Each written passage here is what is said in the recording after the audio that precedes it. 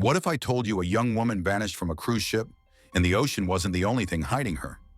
It was early morning, the sky was pale gray, the water calm. Amy Bradley stepped outside to watch the sunrise. A few minutes later, she was gone. No sound, no splash, just her sandals by a deck chair and an empty space where she had been. So how can someone disappear in the middle of the sea, surrounded by hundreds of people? Stay with me, because what happens next will make you question everything you thought was safe about being at sea. If this already gives you chills, hit like and subscribe so you don't miss what's next. Amy Lynn Bradley was 23 years old, full of energy, confidence, and life. In March 1998, she joined her parents and younger brother on a Caribbean cruise called Rhapsody of the Seas. It was supposed to be a fun family trip, but that joy soon turned into a nightmare that would haunt them forever. Her father, Ron, woke up early.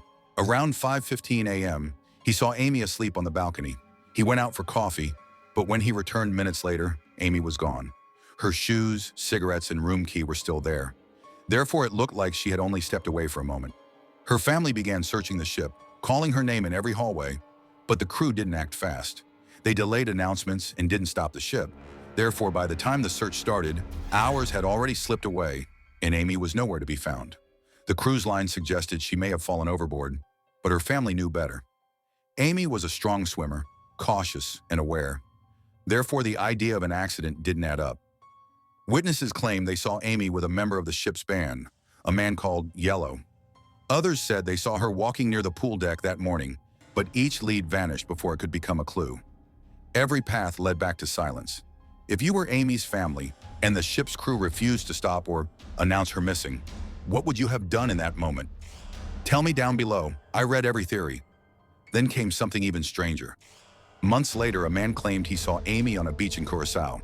A Navy officer said a woman grabbed his arm in a brothel and whispered, "My name is Amy Bradley, please help me."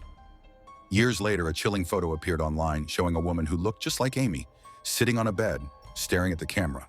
But nothing could ever be confirmed. Therefore, Amy's disappearance became one of the most haunting mysteries at sea. Now, 27 years later, the case is back in the spotlight. A Netflix docuseries has revived public interest, uncovering new clues, including a mysterious IP address linked to online posts about Amy. The FBI is re-examining the case, hoping a single digital trace could lead to her. Her parents never gave up. They still keep the same phone number, waiting for the day Amy might finally call home. She stepped out to watch the sunrise, but maybe she wasn't alone. The ocean stayed quiet, and maybe someone on that ship did too. If you could follow just one clue, the band member, the island sightings, or that mysterious IP address, which one would you chase first and why? Drop your thoughts in the comments. I want to know what you'd do. And if stories like this keep you thinking long after they end, check out my other video on my channel, The Shocking Mystery of Alexi Treviso. It dives deep into another case that will leave you questioning everything.